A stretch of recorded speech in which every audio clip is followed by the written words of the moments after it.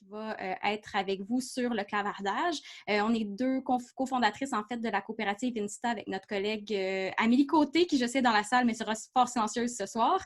Et donc, on est consultante et conférencière zéro déchet pour la coopérative. Donc, ça, c'est pour nos présentations à nous.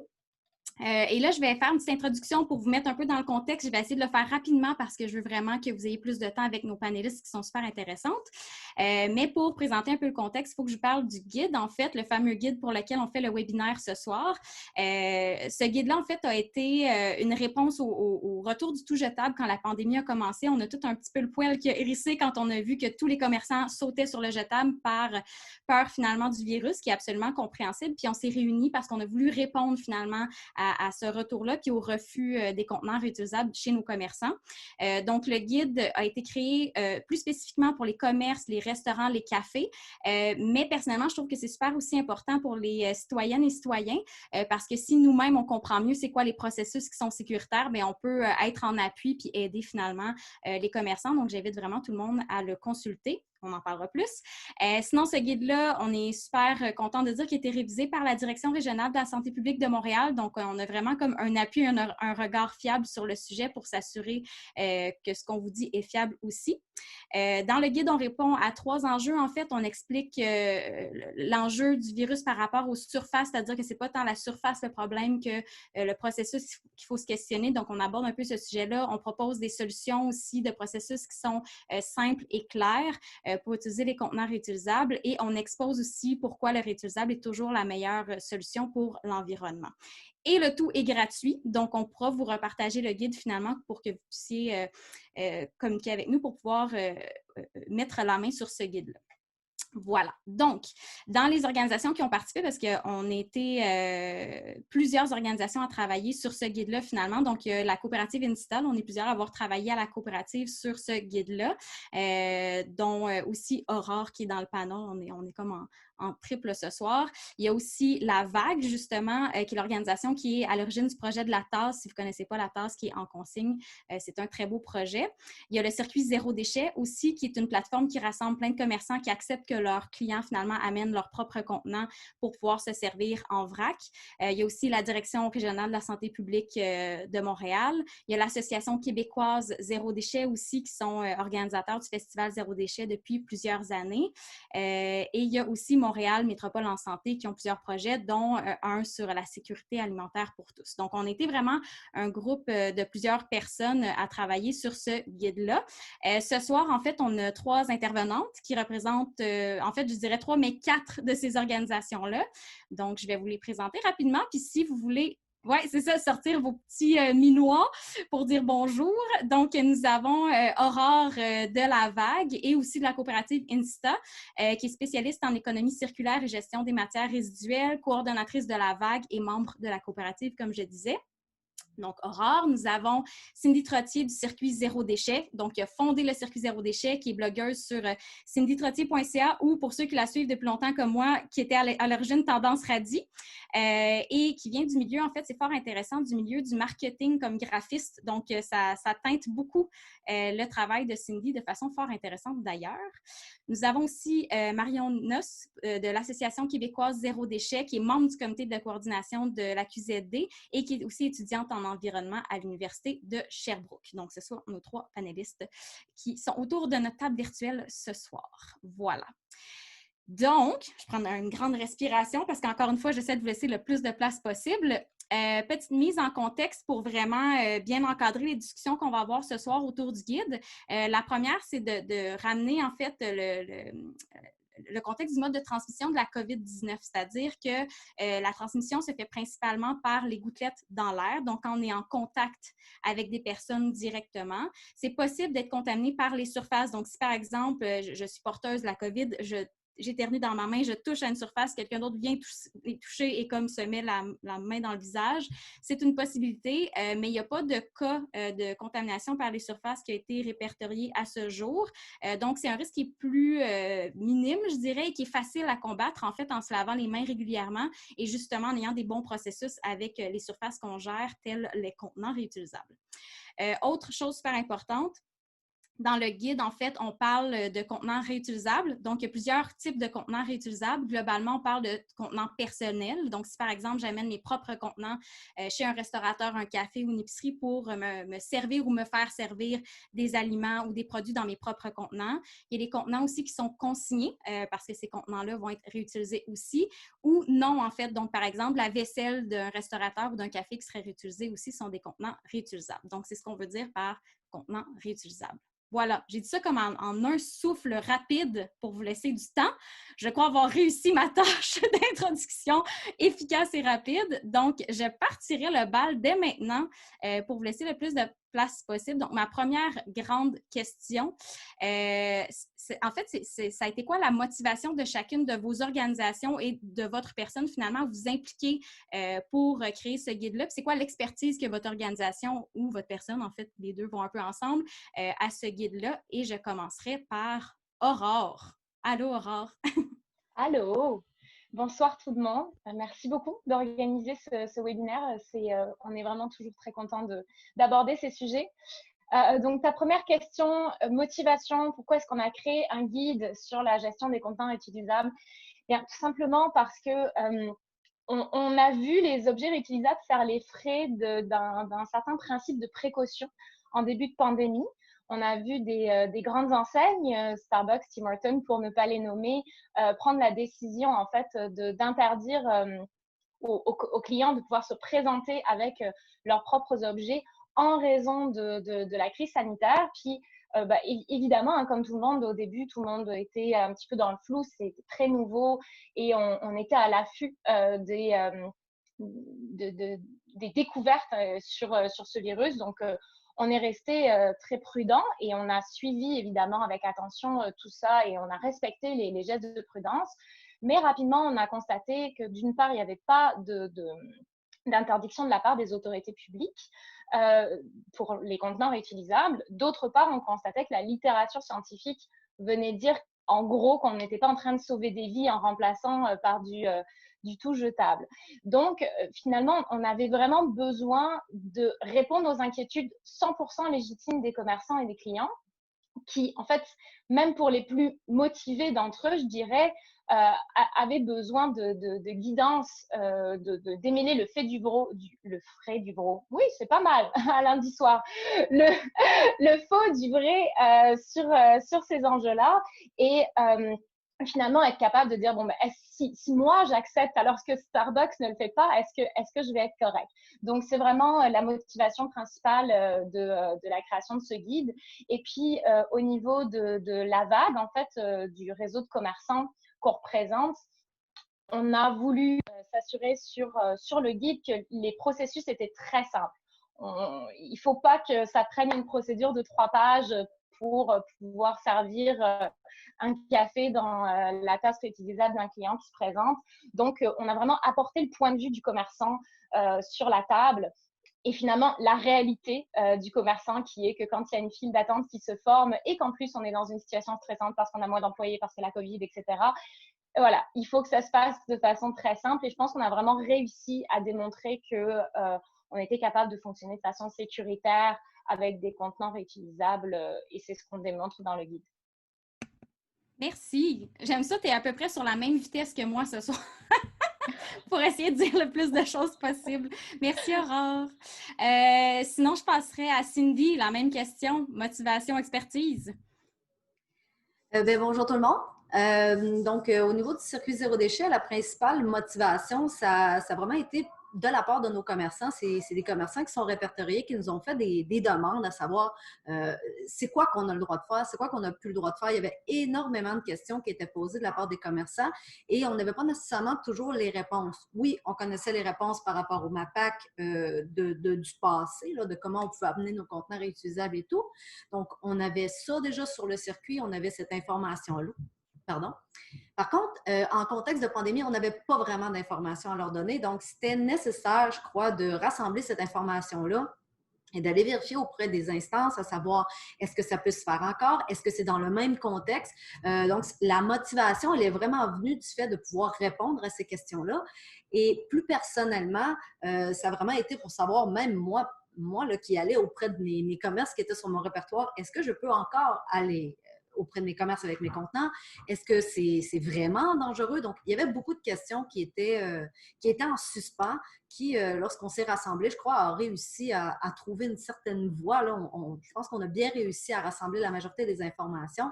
Et avec la santé publique, lorsqu'on a pu confirmer que les informations qu'on avait étaient plausibles et vérifiables, même vérifiées dans ce cas-ci, ça nous a vraiment soulagé de voir qu'on n'était pas en train de sortir de la traque, là, si on peut s'exprimer comme ça. Alors voilà.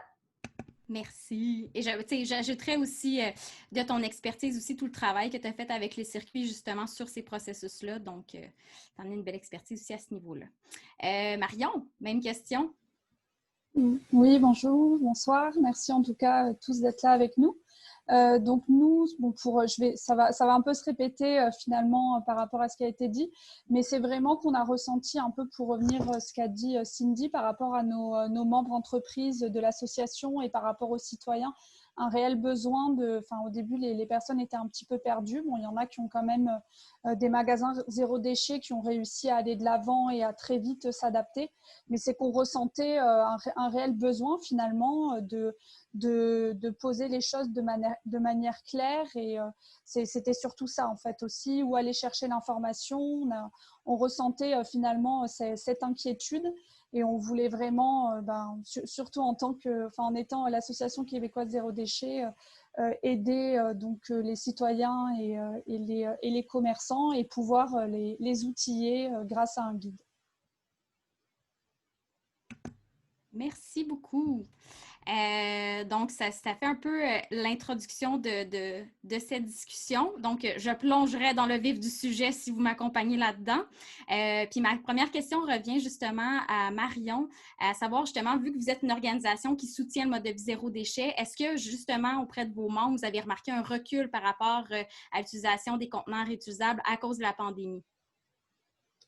Oui, donc suite justement à la pandémie, on a décidé de réaliser un sondage pour prendre la température par rapport aux citoyens finalement, comment ils avaient géré tout ça. Donc ce qu'il en est ressorti, c'est qu'il y a 74% donc, de nos membres citoyens qui ont continué d'acheter en vrac pendant la pandémie, et 85% qui ont estimé que le risque de contamination dans les magasins de vrac n'était pas plus élevé que dans les commerces conventionnels.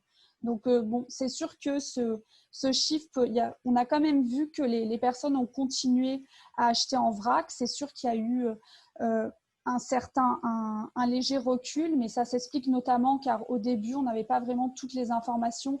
Il y avait une certaine incertitude. Donc, personnellement, même moi, en tant que consommatrice, on ne savait plus trop sur quel pied danser. Mais donc aussi, en parallèle, on a constaté que les magasins zéro déchet se sont très vite adaptés, en tout cas, à la situation, puis ont durci leur processus et ont pu mettre en place un environnement pour les consommateurs qui soit sécuritaire. Mais effectivement, il y a forcément eu un recul aussi du fait que certains magasins plus conventionnels, eux, ont tout simplement décidé de refuser les contenants réutilisables. D'où justement l'intérêt, on espère que ce guide va pouvoir aider des commerçants à revenir vers le réutilisable, vu que ça peut être fait de manière sécuritaire. Merci. Oui, puis il y a même... De ce que j'en ai vu, il y a même quelques épiceries zéro déchet qui avaient décidé justement de temporairement se retourner vers des emballages, par exemple, de sacs en papier, ne sachant eux-mêmes pas quoi faire finalement. Donc, tout à fait. Ma prochaine question irait à Aurore. Donc, il y a plusieurs consommateurs et consommatrices qui ont le sentiment que les contenants jetables seraient plus sécuritaires finalement que les contenants réutilisables. C'est quand même quelque chose qui est très persistant autour de soi, surtout en période de pandémie. Donc, ma première question, est-ce que c'est le cas? Et ma deuxième, d'où pourrait venir ce sentiment-là de sécurité qui est un petit peu lié finalement aux jetables? En fait, je vais répondre à ta deuxième question, d'où vient le sentiment, pour expliquer la première, parce qu'effectivement, on est dans une guerre de perception présentement. On est constamment, en fait, tout simplement conditionné à associer jetable et hygiène. parce que c'est vrai dans beaucoup de cas. Quand on va chez le dentiste, quand on est dans un contexte plus, plus médical, etc., évidemment que vous êtes rassuré que ce qui rentre dans votre corps sorte d'un objet jetable. Donc, il y a vraiment une association qui est faite à ce niveau-là. Puis, quand les objets jetables sont apparus sur le marché, ils venaient répondre à un besoin d'hygiène qui était effectivement présent. Le problème, en fait, avec ça, c'est que on a créé un corollaire, c'est-à-dire qu'on s'est dit, OK, si jetable égale hygiène, alors non jetable égale non-hygiène. Mais là, c'est très simpliste comme équation et c'est tout simplement faux. Mais déjà, on va se rappeler que les objets jetables, ils ne sont pas immunisés contre les virus. Ce n'est pas parce qu'une matière est jetable qu'elle est intrinsèquement stérile. En fait, quand on arrive devant l'épicerie et qu'on attrape l'objet sur une tablette, on est comme conditionné, on s'imagine que l'objet, on est le premier à le posséder, on oublie, on occulte complètement la longue chaîne d'approvisionnement qu'il y a eu avant, un petit peu comme on va aussi occulter tout ce qui se passe à la fin de vie de l'objet une fois qu'on le met à la poubelle. Et finalement, notre vision de l'objet, elle se passe quand il est dans nos mains. Il n'y a rien de plus faux. L'objet a eu une vie avant nous et il a une vie après nous. Et finalement, dans le cas des objets jetables, c'est intéressant de se rappeler ça parce que la chaîne d'approvisionnement est assez longue. Ce sont des objets, les emballages qui viennent souvent de loin, qui n'ont pas été conditionnés dans un environnement stérile. Donc, on n'est pas en train de dire que ce sont des objets dangereux. Ce n'est pas du tout ça le message. Le message, c'est attention à l'équation simpliste. Parce que l'avantage d'un contenant réutilisable, en opposition à ça, c'est que vous pouvez appuyer sur le bouton reset de l'hygiène assez facilement en le lavant, tout simplement. L'avantage de quelque chose de réutilisable, c'est qu'on peut le nettoyer. Et qu'en fait, on vient limiter beaucoup plus les manipulations entre le moment où l'objet a été nettoyé et le moment où on s'en sert et où on change de client, on le nettoie à chaque fois, etc. Donc, finalement, il faut changer la question. Il ne faut pas se demander est-ce qu'on est plus sécuritaire dans un objet jetable ou réutilisable. Il faut se demander quel est le processus dans lequel on m'a servi ma consommation ou mon aliment et est-ce que ce processus était sécuritaire. Et là encore, comme je le dis, il y a de grands avantages aux objets réutilisables puisqu'on peut tout simplement les nettoyer. Puis quand vous êtes dans un contexte de restauration, ils sont carrément assainis. Donc, on n'est pas seulement dans du nettoyage, on est dans de l'assainissement. C'est réglementaire, c'est obligatoire. Donc, est-ce que ça répond à ta question? Je pense que ça répond bien à ma question. Je me rends même compte que ça s'en va dans une prochaine question, mais le contenu me semble tellement, c'est vraiment correct, le contenu me semble tellement pertinent que je suis vraiment volontaire pour qu'on se le répète même dans la prochaine question. Fait qu'il n'y a vraiment pas de problème. Donc, ma prochaine question, justement, parce que là, je finirai celle-là pour qu'on se garde un petit peu du jus pour la suite. Ça serait pour Cindy. Donc, il y a plusieurs, puis ça, c'est drôle parce que c'est vraiment un mythe qui perdure depuis le début que je m'intéresse au mode de vie zéro déchet, puis que Cindy et moi, on s'en est parlé depuis très longtemps. C'est-à-dire qu'il y a plusieurs commerçants, lorsqu'on va leur demander de nous servir dans nos contenants, qui vont nous dire que c'est le MAPAC, donc le ministère de l'Agriculture, des Pêcheries et de l'Alimentation du Québec, qui interdit de servir finalement les clients dans leur propre contenant. Et ça se passait déjà avant la pandémie. Donc, j'ose croire que ça se passe pendant la pandémie. Donc, ma question est la suivante. Est-ce que, justement, c'est interdit par le MAPAC avant et pendant la pandémie? Donc, oui, c'est la question qui a assommé plusieurs personnes qui voulaient commencer zéro déchet, dont moi en 2014, parce que lorsqu'on réside en région, et même si on recule en 2014, la notion d'épicerie zéro déchet n'existe juste pas. Alors, ou à peine. On s'entend, c'est assez émergent. Et se rendre dans n'importe quel petit commerce avec son contenant, bien, c'est la réponse qu'on se faisait toujours donner, c'est le MAPAC interdit cette pratique. Et moi, je me souviens, en 2014, j'avais commencé à faire des démarches à savoir auprès du MAPAC directement, est-ce que cette pratique était interdite? Et finalement, ce que j'ai découvert, c'est que non, cette pratique-là n'a jamais été interdite, pas plus en temps de pandémie. D'ailleurs, jamais à aucun moment, le MAPAC nous a dit on arrête ça. Ce que le MAPAC, par contre, a dit, c'est si vous le faites, considérez des mesures qui sont bonifiées par rapport à vos installations, comme le lavage de mains ou encore de déposer les contenants sur des surfaces qui allaient être assainies systématiquement. Ce qu'il faut savoir avec le MAPAC, c'est lorsque vous apportez votre contenant, bon, oui, le contenant doit être nettoyé, il doit être propre, il doit être sans irrégularité. Là, on parle de fissures, pas de traces de sauce à spaghetti sur votre contenant. Il doit être très, très, très, très, très propre, votre contenant. Et vous devez avoir, bien sûr, une manipulation qui est limitée. Donc, arrangez-vous pour le mettre dans un sac propre, le transporter dans votre caddie ou votre panier d'épicerie et le déposer sur le comptoir de service ou dans un cabaret, par exemple, pour que le commerçant puisse le manipuler. Ça, c'est l'idéal. À ce moment-là, le commerçant, lui, ce qu'il doit faire, c'est doit toujours s'assurer que le contenant, il est correct et il répond à un certain protocole qui devrait être dans les établissements, là, qui devrait être enseigné auprès des employés, qui devrait être même vérifié régulièrement. Et une fois que ce protocole-là est fait, eh bien là, on peut se dire, OK, tout le monde, on est correct, là. On peut accepter les contenants des clients si et si. Et ces fameux si-là, ben, on pourrait aller loin avec. C'est pour ça que c'est important de s'informer adéquatement, de vérifier si nos installations sont conformes, donc si on peut le faire.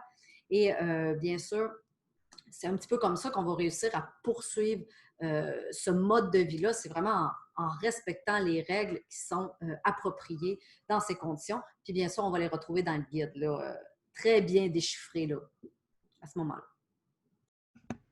Donc, le mythe du MAPAC. On confirme que vous pouvez amener vos contenants et ce n'est pas interdit par le MAPAC. Excellent. Merci beaucoup, Cindy. Ma prochaine question, on fonce dans cette soirée à une vitesse fulgurante. Merci de m'accompagner dans ce petit marathon. Donc, ma prochaine question va à Marion.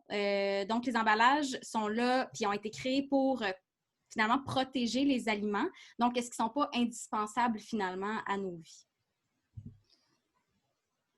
Oui, donc les emballages, oui, sont nécessaires dans certaines situations pour protéger l'aliment, pour éviter la détérioration et aussi le gaspillage alimentaire. Mais on constate, c'est ça, qu'il y a, il y a de plus en plus d'aliments qui sont suremballés, notamment avec des emballages superflus. Et souvent, ces emballages, en fait, ils sont là aussi juste dans un but marketing, en fait, pour rendre le produit plus vendeur. Et ils n'ont aucun intérêt. Enfin, finalement, ils ne sont pas là pour éviter tout ce qui est gaspillage et pour tout ce qui est conservation. Puis notamment aussi les emballages, les produits qui vont être le plus emballés, c'est ceux qui ont parcouru la plus grande distance.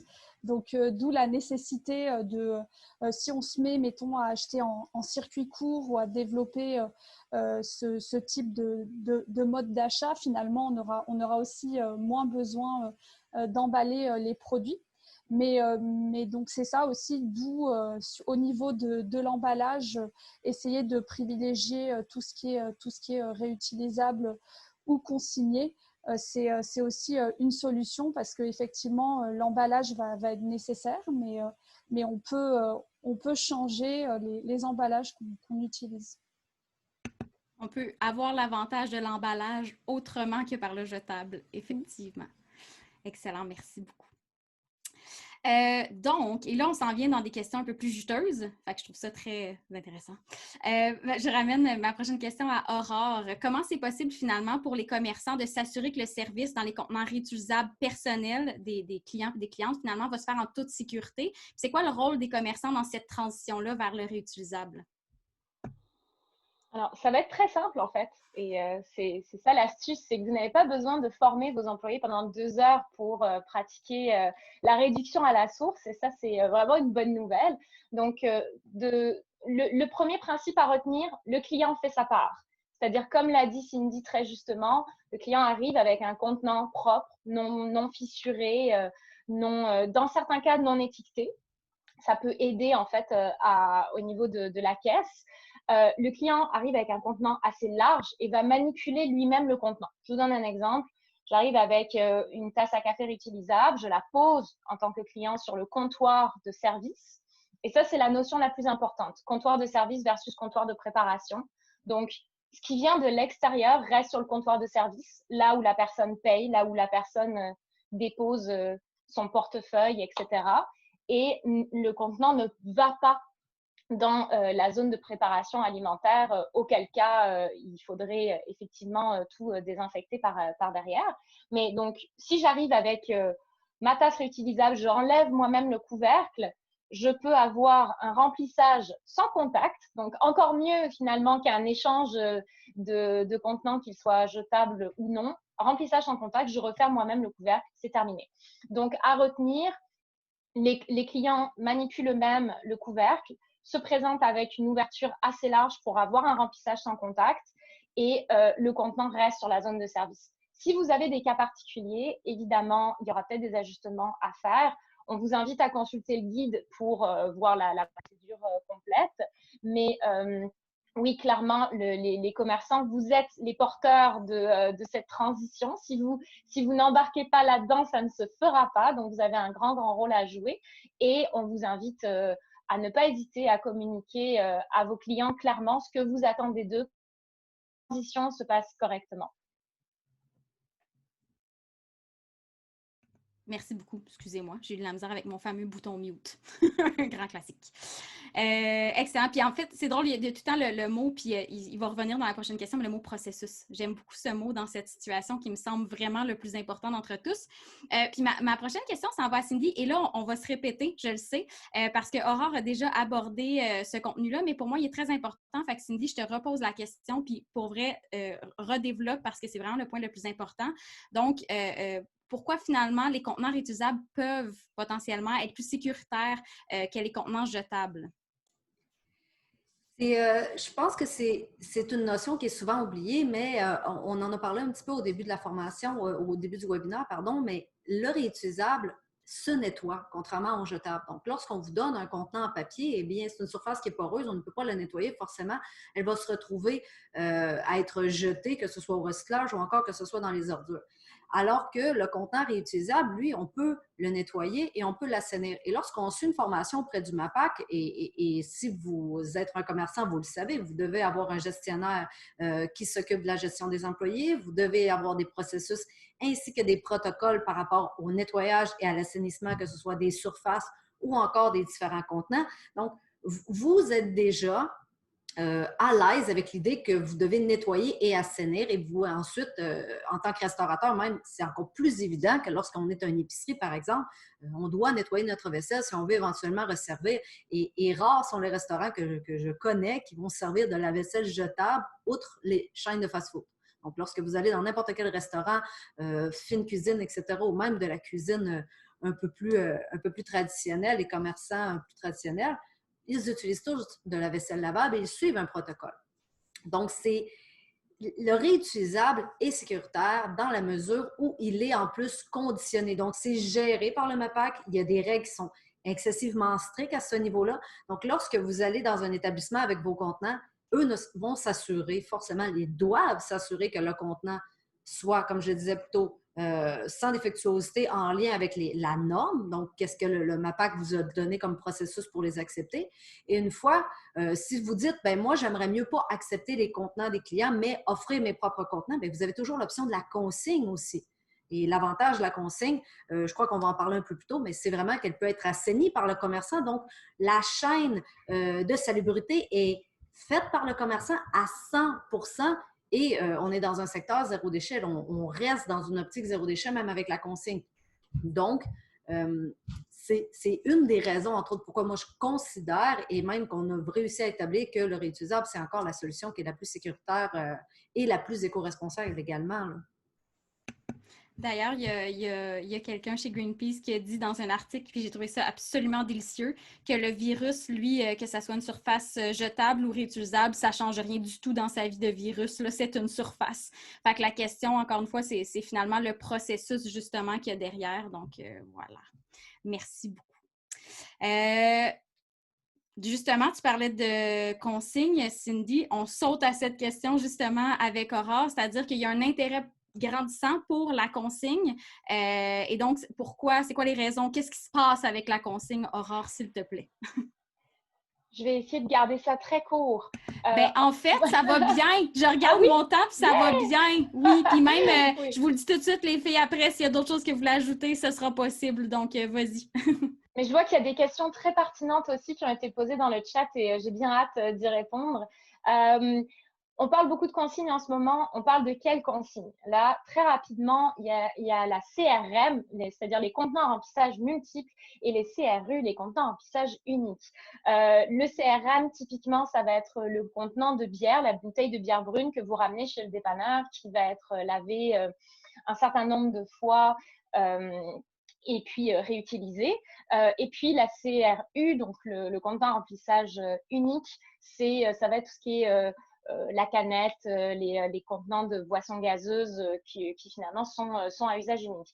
Quand on entend beaucoup parler dans les médias en ce moment de la réforme du système de consigne au Québec, on parle en fait des contenants à usage unique.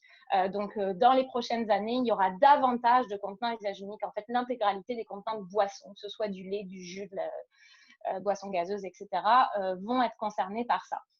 Pourquoi c'est super intéressant? Parce que du moment que vous avez un produit consigné, par opposition à un produit pêle-mêle dans un bac, vous avez possibilité de faire un bien meilleur tri des contenants à la source.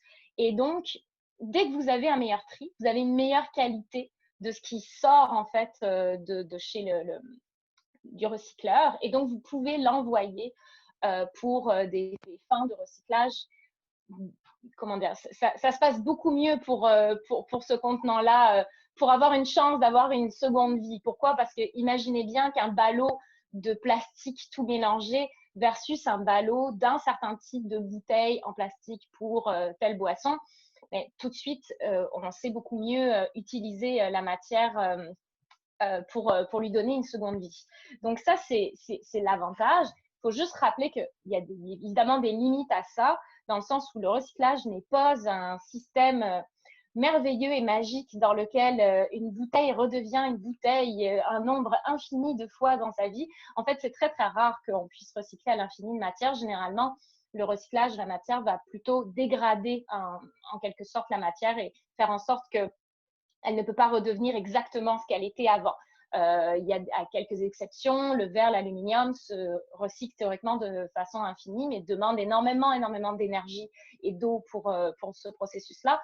Donc, il faut retenir de ça que même si la consigne, c'est formidable qu'il y ait davantage de contenants qui soient assujettis à ce système-là, on ne remplacera jamais le bilan environnemental de ce qui se réutilise.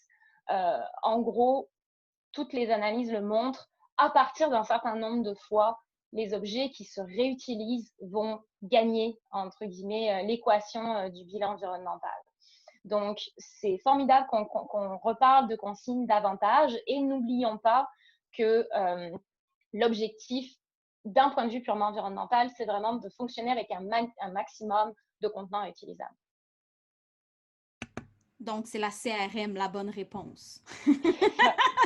D'après toutes ces lettres, là, ce que j'ai conclu, la CRM, donc l'usage multiple, c'est ce sur quoi on s'intéresse aussi davantage dans le guide. Effectivement, là, c'est bien de faire la distinction entre les deux finalement, mais nous, c'est vraiment comme l'utilisation multiple qui nous intéresse par rapport au guide. Puis si je peux venir un petit peu compléter là-dessus, je pense que la consigne aussi devient très intéressante justement en temps de pandémie parce que, ou même en dehors en fait, là, pour rassurer les gens, parce que justement, ça peut être les commerçants qui remplissent eux-mêmes dans un milieu contrôlé les consignes, puis on peut ramener les contenants, donc qui vont être utilisés aussi. Donc, c'est quelque chose qui peut être une belle solution. Ma prochaine question irait à Marion. Donc, de la même façon que je posais la question sur les commerçants, ce serait quoi le rôle des consommatrices et des consommateurs dans cette transition vers le réutilisable finalement? Donc, le rôle des consommateurs dans la transition, en fait, c'est surtout de ne pas hésiter à démontrer leur intérêt finalement quand ils sont chez leurs commerçants et parce que finalement, c'est ça finalement qui peut aller générer des nouveaux comportements du commerçant. Parce que lui, en bout de ligne, ce qu'il veut, c'est vendre son produit. Donc, comme on dit aussi, acheter, c'est voter. Donc, justement, en essayant de soutenir les magasins zéro déchet ou les modes, les processus justement où il y a de la consigne, etc. C'est comme ça qu'on va aller montrer notre intérêt et justement encourager cette transition. je pense que c'est important. Mais aussi pour tout ce qui est par rapport, comme on parlait tout à l'heure, au niveau des mesures sanitaires, ce qu'il ne faut pas oublier, c'est quand même la responsabilité est partagée entre le commerçant et le consommateur. Donc oui, il y a les règles de la MAPAC. C'est pour ça qu'on a rédigé ce guide pour que ce soit plus simple pour le commerçant. Mais le consommateur, lui aussi, quand il doit apporter des contenants qui sont propres, il doit respecter les employés. Donc je pense que c'est important aussi, si on veut que toutes ces choses se passent bien finalement pour tout le monde, aussi de mettre justement en lumière le fait que le consommateur a aussi sa part à jouer là-dedans. C'est un travail d'équipe.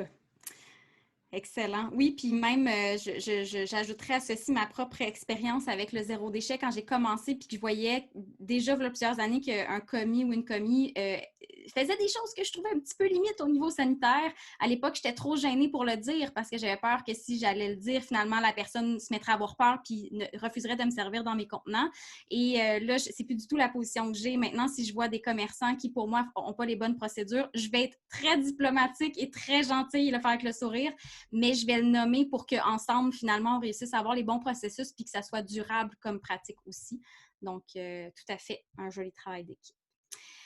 J'ai ma dernière question pour Cindy, fait que je vous dis tout de suite, si jamais vous avez quelque chose à ajouter suite à cette question, je vous laisserai cette opportunité incroyable. Puis après ça, on va presque être rendu aux questions.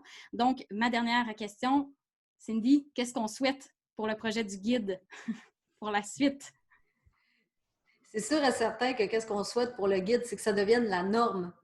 Donc, moi, personnellement, quand j'ai commencé à faire le premier guide zéro déchet avec le circuit, ça date quand même de 2017, là, où on avait rassemblé ces informations-là. On espérait donc que ça se rende un peu partout et que ça devienne vraiment la norme au point où on n'aurait plus besoin d'avoir un répertoire comme celui que j'ai créé là. On a créé un répertoire, on a à peu près 457 marchands actuellement qui acceptent vos contenants au Québec. Il y en a plus, mais ça a été créé pour aider les gens en région, par exemple, qui n'ont pas nécessairement accès à des épiceries zéro déchet, à trouver un commerce plus traditionnel qui va accepter les contenants, qui vont vraiment accepter vos contenants. Donc, si ça devient la norme, là, on a les supermarchés qui embarqueraient, comme ça a été le cas jadis avec Métro, avec IGA, et que malheureusement, ça l'a arrêté. Mais ce qu'on souhaite, c'est que ces chaînes-là réembarquent là-dedans puis qu'ils cessent d'être inquiets parce que c'est possible de le faire, c'est possible de former ses employés, c'est même possible de trouver des alternatives à tout ça. Et une fois que ça va être plus général, l'avantage qu'on va avoir, c'est que toutes ces options-là vont être disponibles pour n'importe qui au travers du Québec qui voudrait réduire ses déchets. Parce que lorsqu'on est en région, réduire ses déchets, c'est pas là, c'est un odyssée, contrairement à quelqu'un qui reste à côté d'une épicerie zéro déchet. Puis, on peut se sentir coupable lorsqu'on génère des déchets, mais il faut y aller avec les limitations qu'on a, il faut y aller avec la façon qu'on est situé, et etc., etc., etc., finalement. Mais oui, moi, ce que je souhaite, c'est que ça devienne la norme, que ce guide-là se rende très, très, très loin, genre très, très, très haut dans les échelons, pour éventuellement même, pourquoi pas que le MAPAC l'utilise, tellement il a été bien fait. Moi, c'est ce que je crois. Qui sait, qui sait? Oui, puis j'ajouterais même à ça, moi, ce que j'espère aussi, c'est que, et c'est ce que je vais faire, c'est que les commerçants qui sont encore frileux, finalement, accepter mes contenants, de leur offrir le guide. Donc, de partager la bonne nouvelle du guide et de démontrer que c'est possible aux commerçants qui sont encore réticents, finalement. Puis justement, pas en me fâchant contre eux, mais bien en leur tendant la main à essayer de proposer des solutions. Donc, voilà. Est-ce qu'il y a quelque chose que vous vouliez ajouter suite à ces questions lancées rapidement et tout? Ça va? 3 femmes je vous suggère de passer à la période de questions. Je vois qu'il y a des questions très pertinentes dans le chat. Sur ce, j'inviterai Laure à revenir, notre maître des questions et du clavardage. Oui, et juste parce que ça a été posé plusieurs fois, on est en train d'enregistrer. On va mettre en ligne le webinaire sur YouTube. Donnez-nous juste le temps de faire ça, de régler la technique. D'ici mercredi ou plus tard, on va vous retourner par courriel le lien pour télécharger le guide et visionner le webinaire de ce soir si vous n'avez pas pu assister à l'ensemble ou si vous avez dû quitter ou si vous aviez même des personnes dans vos équipes qui voulaient l'écouter.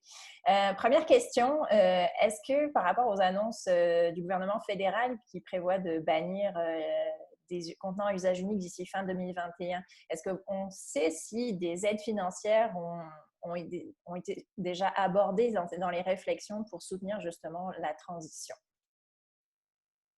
Je pense qu'Aurore pourrait y répondre. Mais en fait, déjà, je vous encourage, si vous avez des commentaires sur ce projet de loi, à les émettre avant le 9 décembre. En fait, ce n'est pas accepté tel quel pour l'instant, c'est un projet et on peut émettre nos recommandations. Donc, si vous avez des idées par rapport à ça, n'hésitez pas à en faire part à notre cher gouvernement. D'autre part, en fait, c'est pas l'ensemble des objets à usage unique qui ont été bannis. Sinon, on serait peut-être pas en train de faire ce webinaire. Malheureusement, heureusement, on serait en train de célébrer. Mais on parle en fait plutôt des objets qui de toute façon, n'étaient pas très utiles.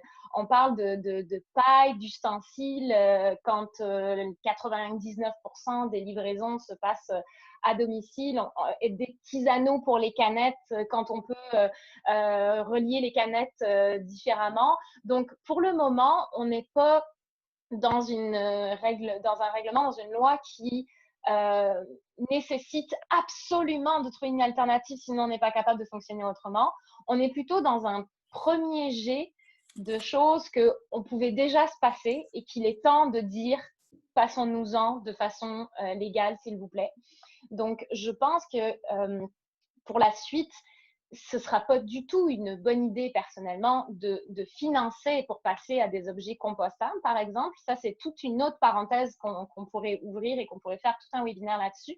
Mais l'objet compostable n'est pas l'objet magique qui se permet de ne rien changer à nos façons de faire et d'avoir bonne conscience, parce que c'est un objet qui entre dans la vie avec un bilan environnemental assez élevé du fait que justement il a utilisé des terres agricoles et beaucoup d'eau, etc., pour être fabriqué. Donc, ce serait vraiment faire fausse route que de subventionner une transition vers des objets compostables. D'ailleurs, oui. Aurore, si je peux rebondir sur ce que tu dis, à l'intérieur du guide, on en parle justement des fameux objets compostables. Alors, ceux qui ont plus de questions par rapport à ça pourraient même aller chercher beaucoup d'informations à ce sujet-là. Tu as tout à fait raison. Et on en a parlé dans le guide parce que c'est la première chose qu'on se fait opposer. C'est, je n'ai pas besoin de mettre en place des contenants réutilisables, j'ai du compostable. Et malheureusement, c'est dramatique parce que ce sont des objets qui sont vendus très cher aux commerçants et qui finalement n'avancent pas vraiment le schmilblick, là, comme on dit chez nous. Donc, ce qui serait intéressant par contre pour le futur, c'est d'avoir, oui, des alternatives à ces objets-là, davantage en système moins d'initiative locale, mais quelque chose de plus formel. Et on va travailler fort pour que ça se passe dans les prochaines années. Merci Aurore. D'ailleurs, quelqu'un qui partage qu'elle a reçu une visite du MAPAC la semaine dernière, puis qu'elle a eu aucune mention d'interdiction ou d'avertissement. Donc oui, petit à petit, la légende urbaine de c'est interdit par le MAPAC va se défaire et on compte sur vous.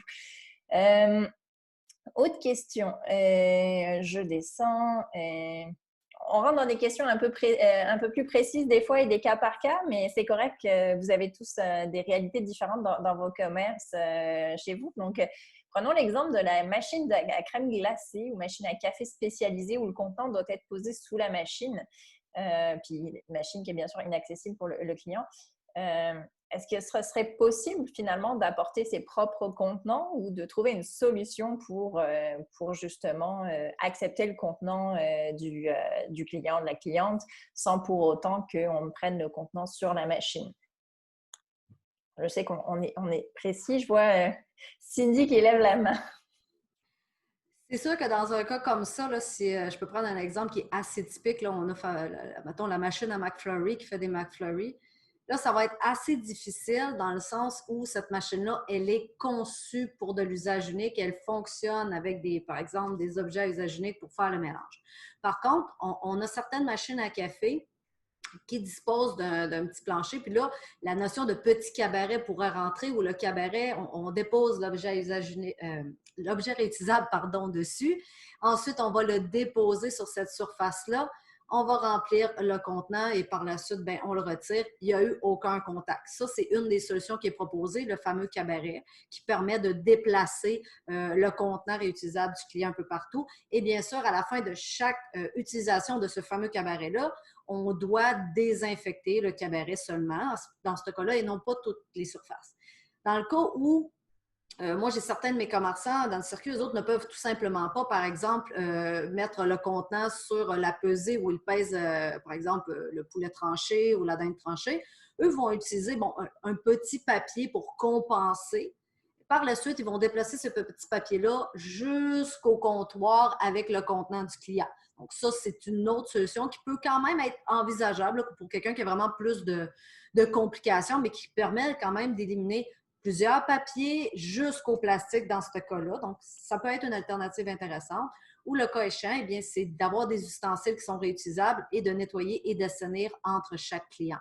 Donc, rendu là, c'est vraiment selon vos installations, selon la disposition de votre commerce, la notion de temps aussi. Peut-être que selon le temps que vous avez, vous ne pourrez pas le faire. Mais si vous pouvez le faire, vous avez plusieurs options.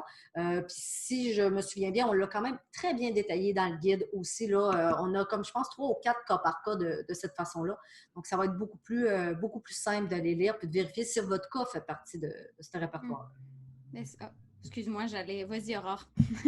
Non, j'allais juste rajouter parce que je pense que la question se portait sur aussi le café de spécialité.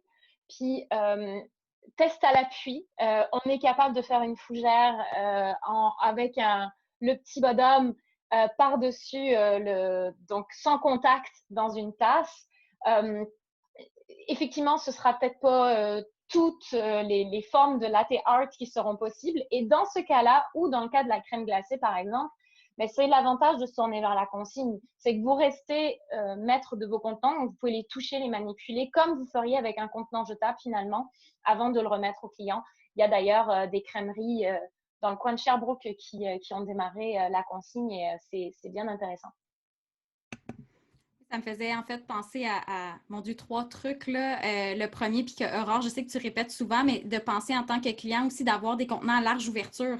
Parce que plus notre ouverture est large, plus c'est facile de le remplir après ça pour la personne qui fait le service. Puis après ça, c'est un peu de créativité. Comme disait Cindy, il y a plusieurs alternatives qui sont proposées dans le guide, mais c'est vraiment d'adapter le tout à votre situation. Puis pour être allé dans une crèmerie, justement, où je ne pouvais pas avoir le genre de blizzard là, parce qu'il ne peut pas mélanger dans mon pot maçon à moi, je me suis fait faire le service, mais étagé et non mélangé. Fait que c'était quasiment plus fancy finalement parce que j'avais ma crème glacée étagée avec mes petits biscuits et mes trucs dans mon pot maçon. Fait que c'est vraiment d'être créatif finalement puis d'agencer les solutions qu'on propose dans le guide selon votre contexte. Excusez-moi, j'ai sauté. Merci pour ces précisions. Et on a aussi une question. Est-ce que dans le guide, justement, on explique comment les restaurateurs pourraient accepter les plats réutilisables, notamment pour tout ce qui est repas à emporter? Comment justement le consommateur peut moins manipuler les contenants. On vient de le dire, adopter la consigne serait sûrement la meilleure solution pour outrepasser puis rester maître. Mais en attendant, qu'est-ce qu'on pourrait là aussi conseiller pour les restaurateurs qui voudraient réduire à la source? Moi, j'ai un traiteur dans mon coin qui a décidé, lui, de mettre une journée où il permet l'ouverture des contenants de la clientèle et il les dépose dans un bac et il va lui-même par la suite les assainir dans son lave-vaisselle. Donc, il va faire ça. Il prend ça seulement les dimanches sur rendez-vous. On amène nos contenants, il les nettoie et on peut aller par la suite, lorsque le produit est prêt, il a été nettoyé et tout, il est rempli, on va chercher notre commande dans une autre journée.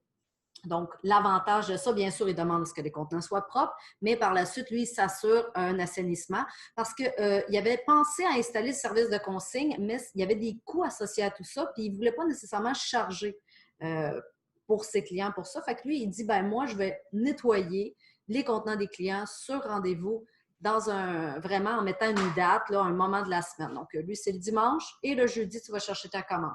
Donc, c'est des solutions qui peuvent être apportées que je pourrais suggérer. S'il y en a d'autres parmi vous, parmi les filles qui ont vu autre chose, peut-être nous en mentionner aussi.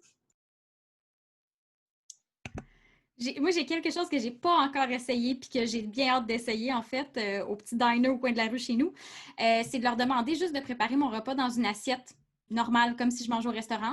Puis moi, je vais la transvider moi-même, par exemple, avec une fourchette dans mon conteneur réutilisable. Puis eux vont juste avoir à laver mon assiette, ma fourchette, exactement de la même façon que si j'étais allée manger sur place. Fait que je ne l'ai pas encore testé, mais je suis sûre que la dame au comptoir va accepter parce que c'est vraiment sympathique. Mélissa, je l'ai fait au Tim Hortons dans le temps. Dans les fast-foods, quand je vais dans les fast-foods, je demande mettons, à IW, ils tirent dans un je le pogne, je le mets dans mon contenant devant eux autres, je leur donne le cabaret, puis ça finit là. Mais oui, ça demande pour le consommateur qui veut faire ça dans des endroits qui sont moins user-friendly, si on veut, ou zéro déchet-friendly. Là. Ça demande beaucoup plus d'imagination pour le consommateur, mais oui, ça aussi, c'est possible de le faire.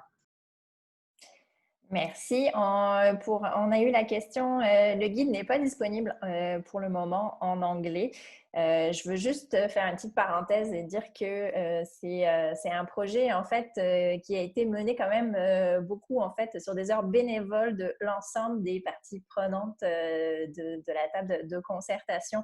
On a reçu un très petit financement par rapport au volume de temps investi par l'ensemble de l'équipe de la Caisse d'économie solidaire des Jardins. Mais fait que pour le moment, la traduction, on n'a pas pu encore aller plus loin, mais on travaille peut-être justement pour le rendre accessible dans les deux langues. On regarde ces aspects-là, on ne l'occulte pas, donc pour vous rassurer. Pareil, j'ai vu le commentaire aussi pour peut-être aller chercher une certification de la BNQ. Là aussi, c'est un très gros travail qui demande beaucoup de temps, d'investissement aussi financier. En fait, aucune option n'est écartée. On voulait déjà sortir le plus rapidement possible un outil. Elles y sont toutes arrivées brillamment, fait que ça pourrait être des pistes de développement pour la suite. On a une question d'une citoyenne qui dit justement comment, en tant que citoyen, citoyenne, on pourrait justement encourager nos restaurants à faire la transition vers le réutilisable avec ce guide. Fait que je pense qu'on a quelqu'un qui est dans Verdun, qui a l'air motivé à faire à porter la bonne nouvelle. Qu'est-ce que vous pourriez donner comme conseil justement? Peut-être Marion, tu voudrais répondre là-dessus? Oui, c'est sûr que je pense que je t'encourage à aller à communiquer. C'est comme on disait tout à l'heure, il y a peut-être aussi parfois des restaurateurs, ils ne sont tout simplement pas posé la question. Puis en leur communiquant de l'intérêt, ça peut toujours donner des idées. Donc, je pense qu'il ne faut pas hésiter. Après, c'est sûr que parfois, comme le disait tout à l'heure Mélissa, on n'ose pas forcément, mais souvent, on est étonné de comment justement des suggestions peuvent être accueillies par nos commerçants de quartier. Puis surtout, parfois, si ça peut être aussi des solutions qui, à terme, va leur éviter de racheter des ustensiles jetables tout le temps ou après aussi c'est que ça peut aussi il peut y avoir une notion de coût donc ça peut être une solution qui va leur permettre d'avoir moins de frais en bout de ligne. Merci. Oui, Aurore? Je veux juste rebondir sur ce que vient de dire Marion parce que oui, c'est un point très important. On parle beaucoup de réduire les déchets et c'est effectivement ça l'objectif. Et il y a une réduction de coûts qui est intéressante aussi. On l'oublie souvent, mais en fait, les frais du jetable sont cachés dans les coûts d'approvisionnement des commerçants. Ils sont cachés dans nos coûts de consommation en tant que clients, alors que ça représente des milliers de dollars pour juste chaque item, chaque couvercle, chaque touillette, chaque fourchette, etc., qui va être utilisé même par un petit commerçant qui fait même pas 100 plats par jour. Là, c'est vraiment un budget important. Donc, rappeler cette dimension économique si vous avez l'occasion d'avoir une discussion avec les commerçants, c'est intéressant. Puis d'ailleurs, un petit peu plus loin, si vous avez l'occasion de jaser un peu plus longuement avec vos commerçants, il y a une dimension qu'on oublie aussi, c'est l'autonomie que ça apporte en fait d'accepter les contenants des clients et de fonctionner avec ses propres contenants. La pandémie, ce qu'elle nous a démontré, c'est qu'on pouvait être très fragile et dépendant à des choses qui viennent de très loin, qui peuvent varier dans les prix en fonction de l'approvisionnement, etc. Fait que diminuer le risque d'approvisionnement parce qu'on est plus indépendant dans nos façons de fonctionner, c'est vraiment intéressant. Vraiment. Et bravo Verdun, vous êtes toujours très motivés. On adore vos initiatives et votre énergie là-dedans. Je vous invite à consulter évidemment. J'imagine que vous avez contact avec votre écoquartier local, peut-être qu'il peut vous donner un coup de main là-dedans. Consulter les organismes qui sont là-dedans aussi. On sera content de vous aider évidemment. Merci Aurore. Question, est-ce que les commerçants pourraient exiger des contenants en verre au lieu de contenants en plastique? Est-ce qu'il y aurait une question de conformité du processus si c'était plus avec un contenant en verre ou le type de contenant, peu importe? Cindy, je te vois lever la main. Oui, actuellement au MAPAC, il n'y a pas si on prend la référence par rapport au MAPAC, il n'y a pas de contre-indication à utiliser le plastique ou à utiliser le verre. C'est sûr que les autres priorisent un matériau qui va être assainissable, plus facilement nettoyable, mais on a aussi, je pense par exemple à la tasse avec de la vague, c'est un matériau plastique qui est très bien nettoyable, très bien assainissable. Donc, il y a des qualités de plastique à ce niveau-là. C'est sûr que vous n'allez pas arriver dans un commerçant avec votre plot de yogourt qui n'est pas de grade alimentaire. Donc, encore une fois, le MAPAC exige, quand je parle de grade alimentaire, c'est grade alimentaire réutilisable. On s'entend pas un grade alimentaire à usage unique. Donc, le commerçant exige un grade alimentaire réutilisable. Donc, c'est une certaine épaisseur. Donc, il faut vraiment s'assurer que le contenant qu'on va prendre pour ça puisse être remplissable et adapté. Donc, on ne peut pas non plus arriver chez un commerçant avec un contenant qu'on considère très solide, mais qui a servi avant ça à entreposer des matériaux ou des produits qui pourraient être chimiques, par exemple, là, si on pense à du savon à vaisselle ou des choses comme ça, ou qui pourraient avoir une incidence là, de toxi-infection alimentaire quelconque. Là. Donc, c'est sûr et certain que ça, c'est très bien cité par le MAPAC, mais autrement, il n'y a pas de ligne directrice stricte. Tant que vous avez un contenant de grade alimentaire, bien sûr, à large ouverture, comme on en a parlé plus tôt, c'est vraiment plus facile et hermétique de préférence si vous voulez éviter les dégâts. Merci Cindy. On va avoir le temps peut-être pour une ou deux dernières questions.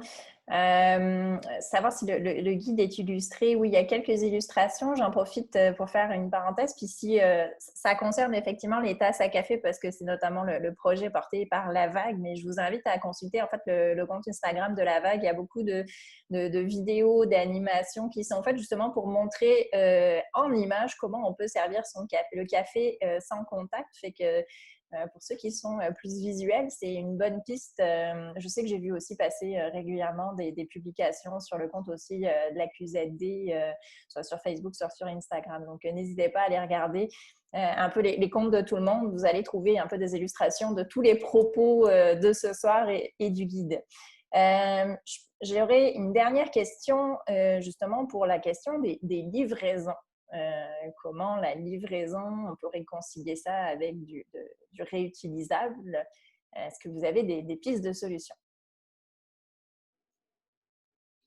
Je crois que oui, ben, je suis désolée, mais malheureusement, personnellement, je crois que c'est vraiment la consigne qui peut aider dans ce cas-là, tout simplement parce que il n'y a pas 36 solutions à un moment donné. Si vous voulez pouvoir récupérer vos contenants, il faut qu'ils soient consignés. Alors attention, la consigne, ça ne veut pas dire que vous allez devoir charger tous les contenants puis que votre client va se retrouver avec une facture de 25 $ supplémentaires parce qu'il y a des contenants. Il y a différentes initiatives qui sont en train de se mettre en place. Pour ne rien vous cacher, il y a beaucoup d'initiatives émergentes. Fait que je pense que l'année prochaine, on va voir beaucoup de projets émerger à ce sujet-là. Je sais que Toronto vient de lancer une application, en fait, un petit peu comme un Uber Eats zéro déchet. J'adore. Où finalement, quand vous faites votre commande, c'est un 99 sous supplémentaire seulement par contenant qui est chargé.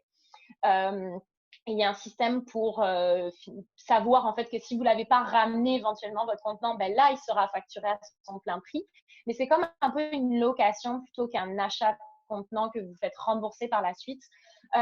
Fait que je vous dirais que il n'y a pas de secret. À un moment donné, si on veut fonctionner en livraison avec du réutilisable, il faut avoir un système pour le récupérer par la suite. Moi, personnellement, je me fais livrer 3 fois par semaine par mon traiteur local dans mes contenants. On a installé un roulement entre nous. Ça va très bien. Il a pas, c'est pas une grande application Internet. C'est même, il a une page Facebook seulement. Puis le lundi, il vient récupérer mes contenants. Le reste de la semaine, il m'amène mes commandes dans les contenants. Puis c'est un système maison. Donc, je vous dirais, communiquez avec votre restaurateur préféré. Regardez comment est-ce que vous pouvez fonctionner de la façon la plus simple possible avec lui. Puis rappelez-vous que les commerçants, eux non plus, ça leur plaît pas de polluer, d'avoir leur logo dans les poubelles. C'est pas pour ça qu'ils sont devenus restaurateurs.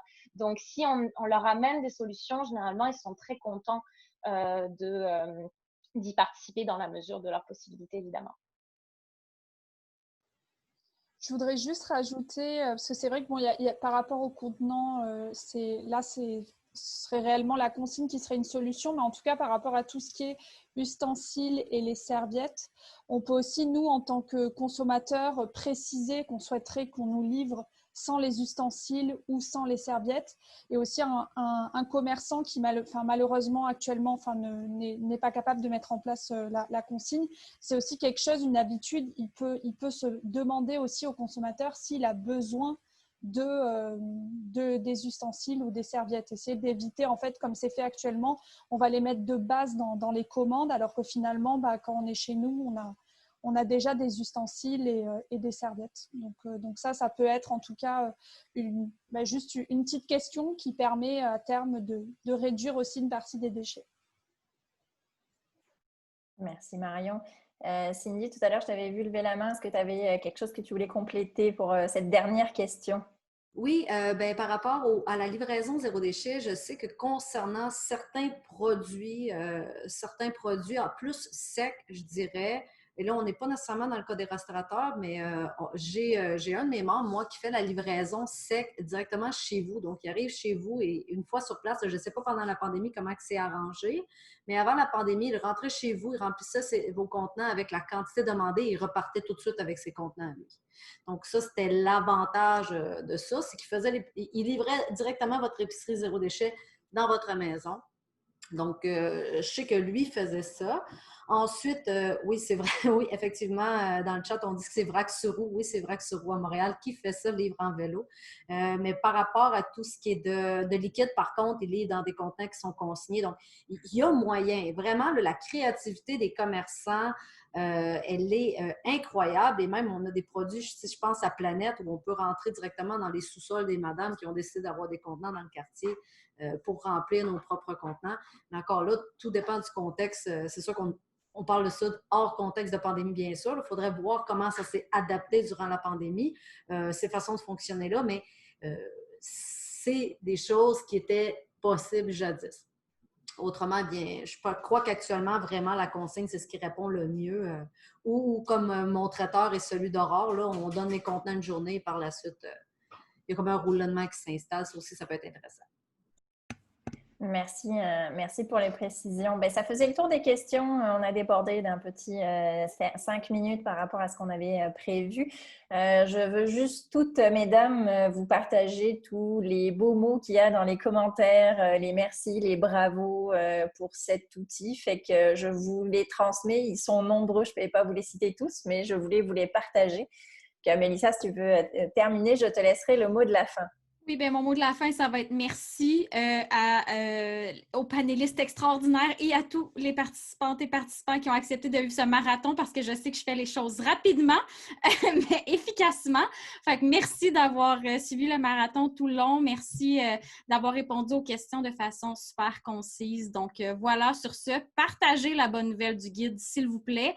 Comme Laure vous a dit, vous aurez un envoi avec l'enregistrement et le guide. Moi, j'ai pour le futur comme exemplaire de littéralement l'imprimer pour aller le porter à des commerçants. Donc, je vous invite à faire pareil. Donc, merci à toutes. Merci Laure pour ton aide précieuse et nécessaire. Merci beaucoup.